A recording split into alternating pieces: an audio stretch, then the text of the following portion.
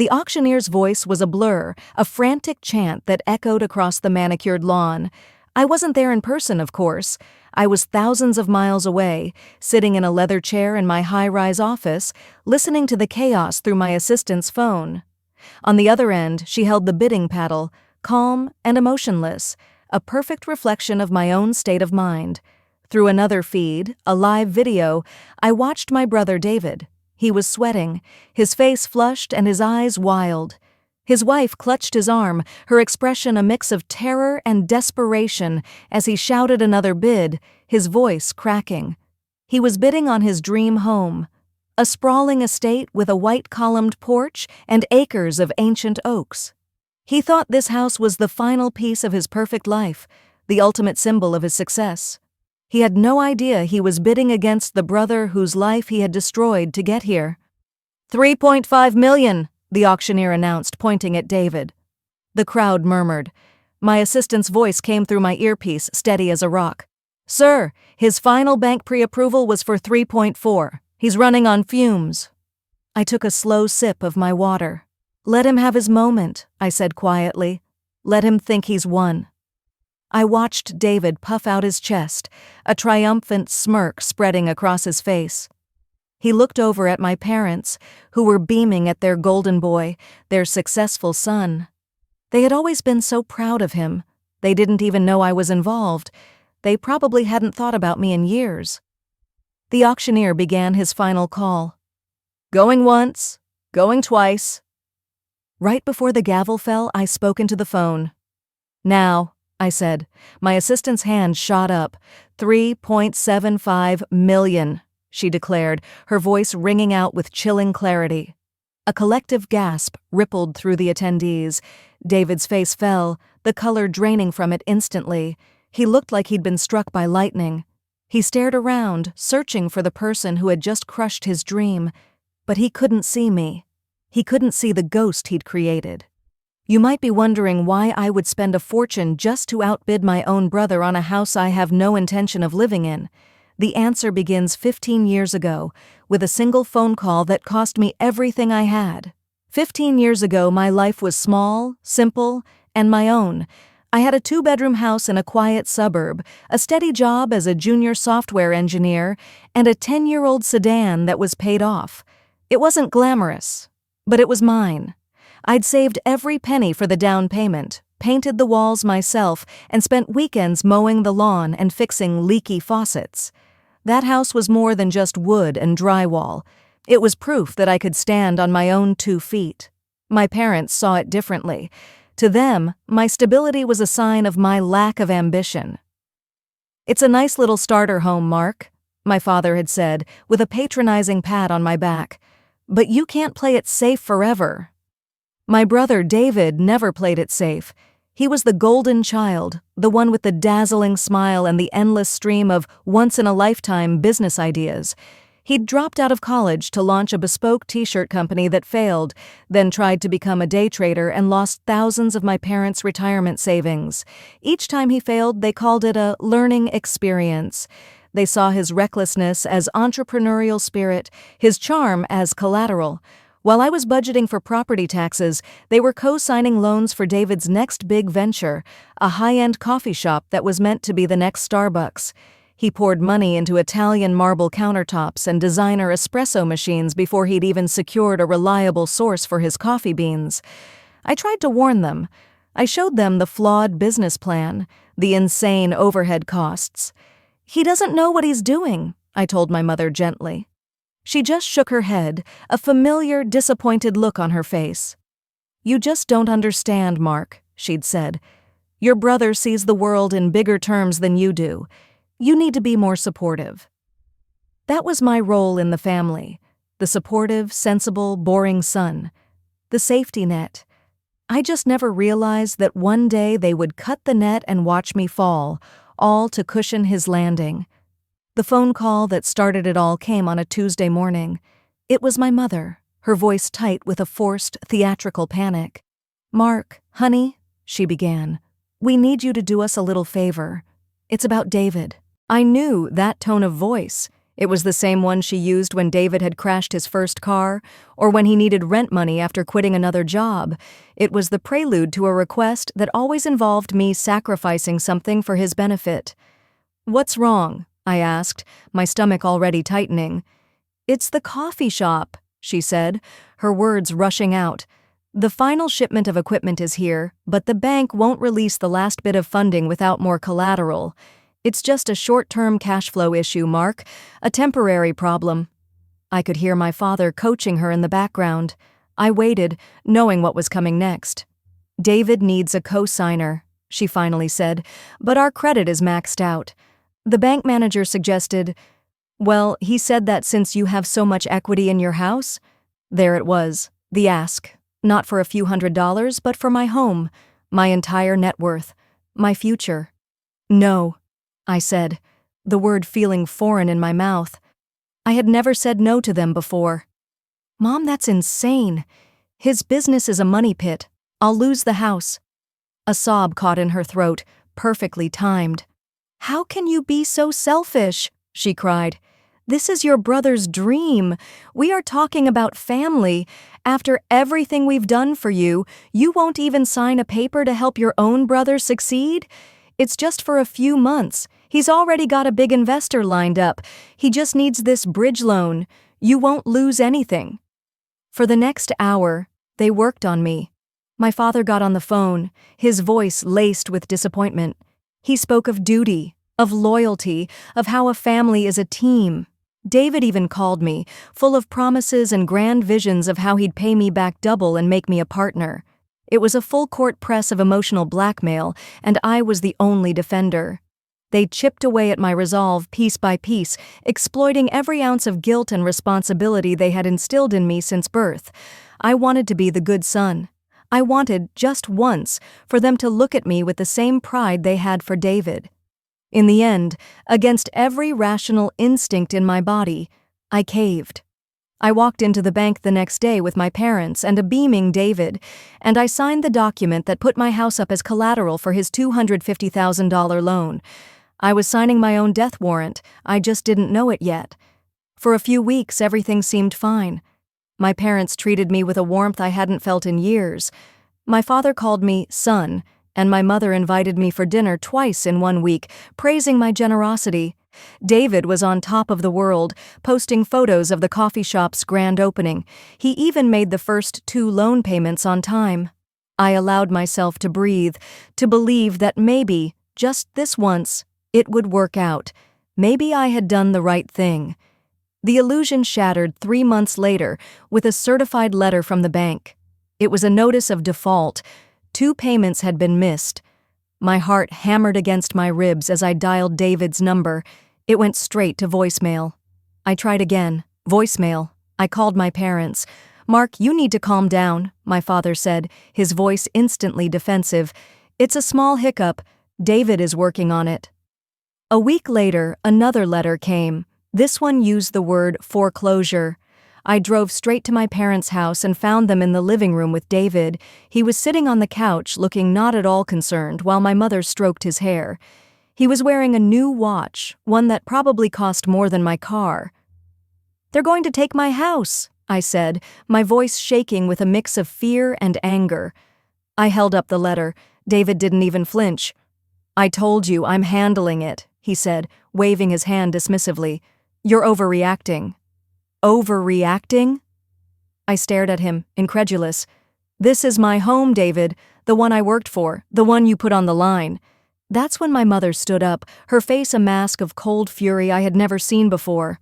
"That's enough, Mark," she snapped. "You are putting entirely too much pressure on your brother. He can't fix his business if you're constantly hounding him. We thought you were part of this family, but all you care about is your stupid little house." I felt the air leave my lungs. It was like being punched in the gut. I looked from her face to my father's, who was nodding in agreement, and then to David's smug expression. In that moment, I finally understood. They had never expected David to pay the loan back. My house wasn't collateral to them. It was the cost of entry for his latest fantasy. It was an acceptable loss. I was an acceptable loss. The foreclosure process was swift and brutal. The bank didn't care about family drama or broken promises, they only cared about the signature on the loan document. My signature. Within 2 months, I was packing my life into cardboard boxes.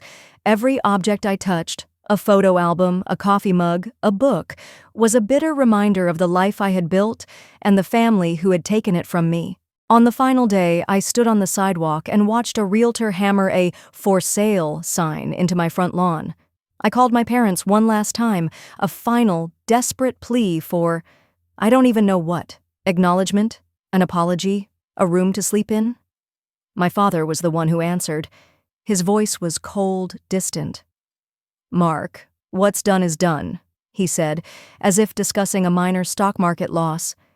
"You need to be a man and handle your own problems. We have our own lives to worry about." He told me that David's coffee shop had closed, not with any sadness, but as a simple fact, an event that was now in the past.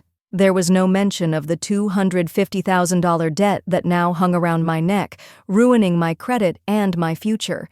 They had already moved on. I had served my purpose. I was discarded. That phone call was the last time I ever spoke to them. It was the moment the years of misplaced love and desperate longing for their approval finally died. The son they knew, the responsible, pliable, sacrificial son, died that day. I ended up on a friend's couch, humiliated and broken. For weeks I just existed, cycling through shame, rage, and a profound, hollow emptiness. My life was a crater, and in the middle of it was a monument to my own foolishness.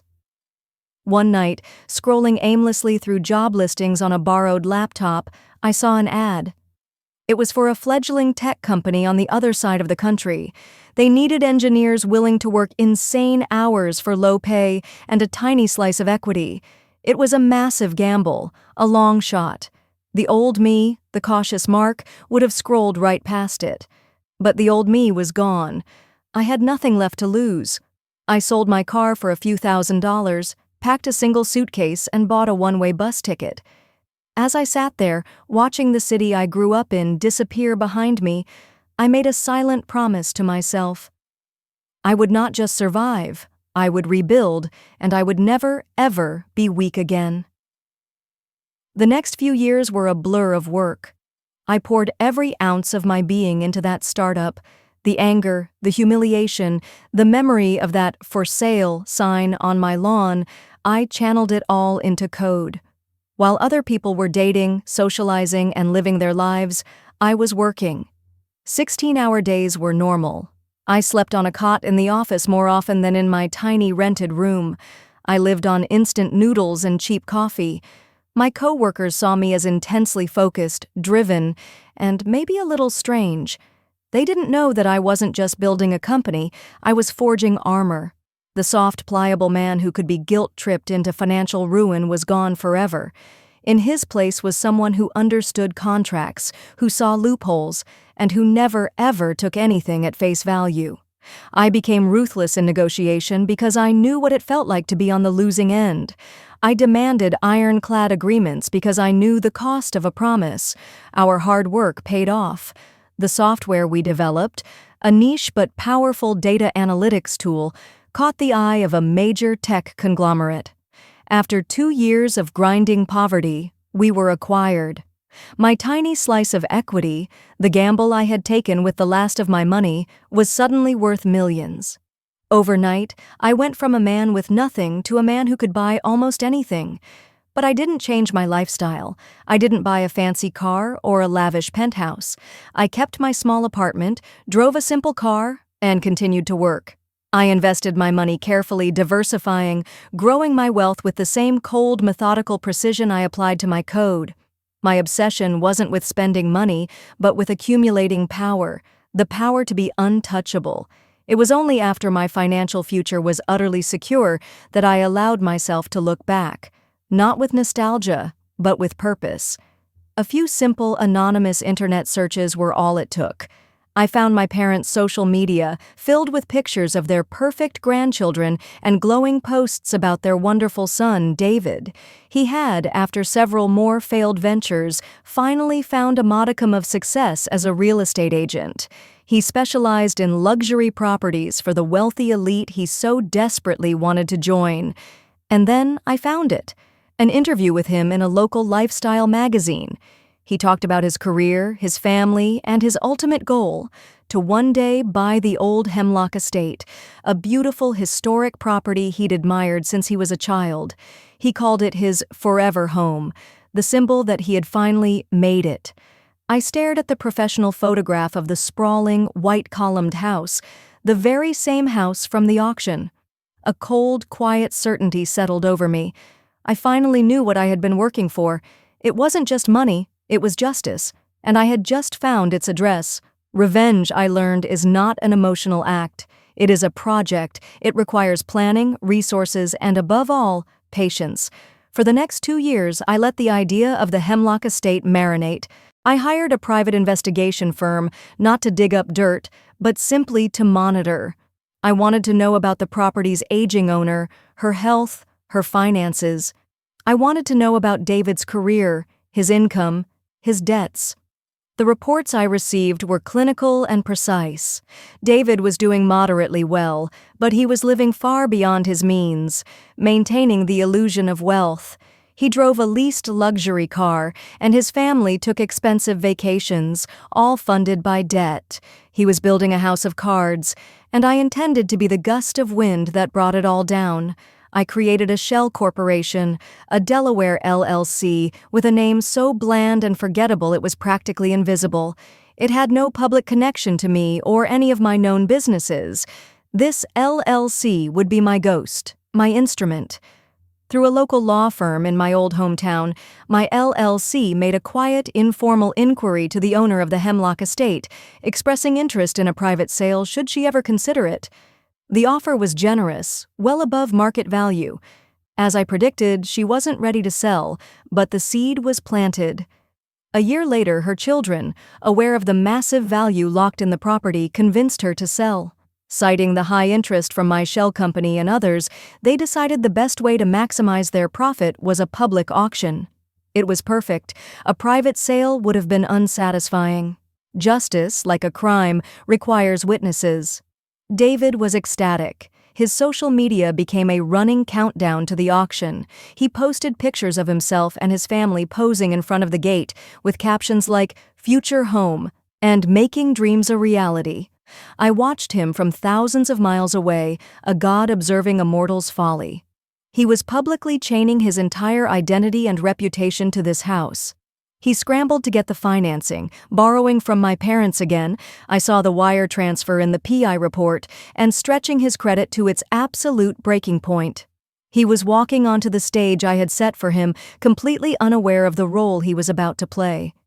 The day of the auction, I cleared my schedule. I sat in my office, the live video feed of the event on one monitor, my direct line to my proxy bidder in my ear. The crowd was gathered. David was there, chest puffed out, my parents flanking him like royalty. The stage was set, the actors were in place, and I was ready to bring down the curtain. We are now back where we started. On the lawn of the Hemlock Estate, I watched my brother on the video feed, his face a mask of arrogant certainty. He made the opening bid, strong and loud, meant to intimidate. I let him. For the next 10 minutes I toyed with him. My proxy bidder, a sharp woman from the law firm, followed my instructions perfectly. I let David set the pace, making him feel like he was in control. Every time he placed a bid, I would wait until the auctioneer's call reached "going twice" before calmly instructing my proxy to raise it. Not by a large amount, just enough to keep him in the game, but force him higher and higher. I could see his frustration mounting. He was used to getting his way. He wasn't used to a faceless, relentless opponent who matched his every move without emotion. His bids became more frantic, his confident posture slumping. He kept looking at his phone, no doubt checking his bank balance. He shot a desperate look at our parents, who whispered encouragement, urging him on. He was now far past the pre-approval limit I knew he had. He was bidding with phantom money fueled by ego and desperation. He shouted out his final desperate bid, $3.5 million. It was a gamble, a prayer. The crowd fell silent. He thought he had finally landed the knockout blow. I let him savor it. I watched the triumphant smirk return to his face as the auctioneer started the final count. Going once, going twice. That was when I gave the order. Now, I said into my phone, my voice as cold as ice. End it. My proxy's hand shot up. $3.75 million, she announced. The sound of the number was like a gunshot. David froze, his jaw slack. The smugness on my parents' faces evaporated, replaced by utter disbelief. The gavel came down with a deafening crack. Sold! I watched David stumble toward my proxy, demanding to know who she represented. She simply handed him a business card for the law firm and turned away, melting into the crowd. He was left standing there, humiliated and defeated in front of everyone he had wanted to impress. The next day, the law firm, following my explicit instructions, sent a package via courier to David's office. It contained the official notice of the property title transfer to my LLC. Attached to the top was a short, handwritten note from me. It read, "Regarding 1 Hemlock Lane. The purchase is complete. Demolition is scheduled for the 15th of next month. Consider this the final payment on the $250,000 loan you defaulted on. The account is now settled. Mark." The silence from my end was absolute. As I expected, my phone, which had been dormant for 15 years, erupted. Dozens of missed calls from my mother, my father, and David. Voicemails filled with rage, then confusion, then pleading. They cycled through the stages of grief, but for their own pride, not for me. I listened to a few of them with a detached curiosity, the way a scientist might observe bacteria squirming under a microscope. Their emotional levers had no more effect on me. The buttons they had installed were long since ripped out. When their calls and texts went unanswered, they became desperate. They showed up at the law firm, demanding to speak with the owner of the LLC. My lawyer, a consummate professional, politely informed them that he was not at liberty to disclose any information about his client. Their final pathetic gambit came a week before the scheduled demolition. My assistant informed me that my family was in the lobby demanding to see me. I had them shown up to my office on the 40th floor. I remained seated behind my large, empty desk as the three of them walked in. They looked smaller here, out of place amidst the steel and glass. My mother started first, her eyes welling up with tears that I knew were fake. "Mark, honey," she began, "how could you do this to your brother? To your family?" My father tried the patriarchal approach.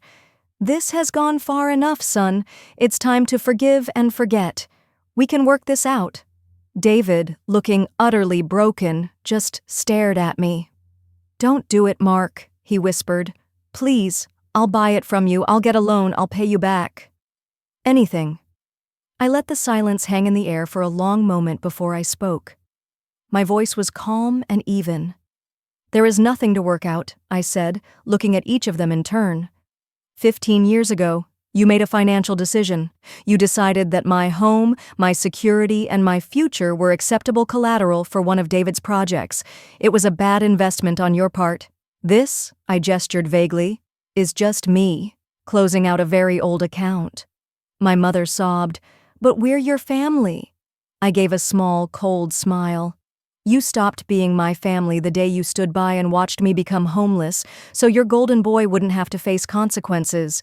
You are 3 people I used to know. The demolition is not an act of passion. It's a transaction. The land is valuable. The house is not. Please see yourselves out." On the 15th of the month, I didn't go back to my old hometown. I watched from my office on a high-definition video feed set up by the demolition company. I watched as the first wrecking ball swung, crashing into the white-columned porch that had been the centerpiece of my brother's dream.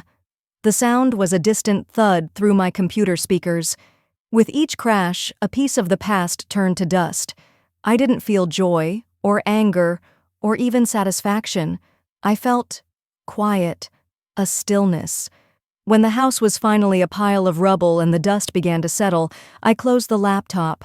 The account was settled, the scales were balanced, the lot was empty, a clean slate, ready for whatever I decided to build next.